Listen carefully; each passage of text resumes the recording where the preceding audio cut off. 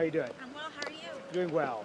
I wonder what you think of all these Democratic primaries that are emerging in House races. You're seeing it happen in New York against Dan Goldman, Steve Cohen in Tennessee, another North Carolina race. What do you make of that? That's coming from the left. Yeah, well, I think that we are right now in an election year and an election cycle that has a lot of Democratic voter enthusiasm.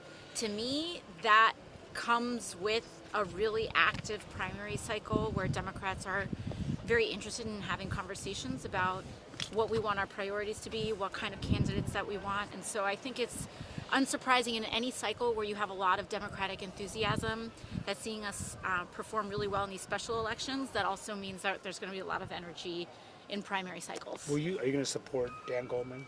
I mean, I haven't made any determinations about these congressional races just yet. I, of course, myself got elected in a cycle unlike this one. So we'll take a look at the candidates and we'll take a look at the races. What does it mean in terms of we're seeing other redistricting and just so few real, true battleground districts? What does that mean for your ability to take back the House this next year? Well, I think it's unfortunate that that the Republican Party is kind of going after these maps mid-cycle.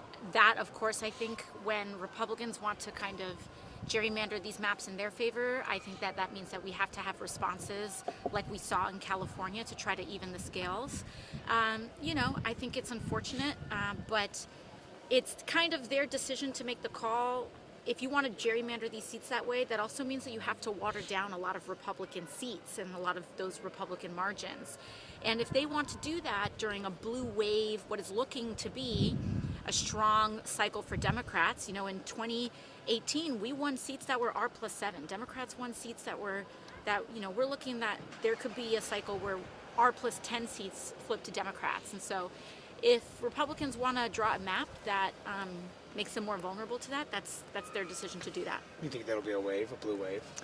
I think so. I think that Democrats have to fight for something. I think we have to have a working class agenda that's focused on the economics. But if we do that, I think people are really upset at the violations of ICE. I think people are really upset that the tariffs have jacked up the cost of everything. I think there's a lot of anger at the fact that people are now worse off than their parents were, and we need to channel that into constructive solutions to help make people's lives possible. Are you supporting Brad Lander Thank you. against Dan Goldman? I'm not weighing into that right now. Thank you. Do you mind talking to us about affordability a little bit?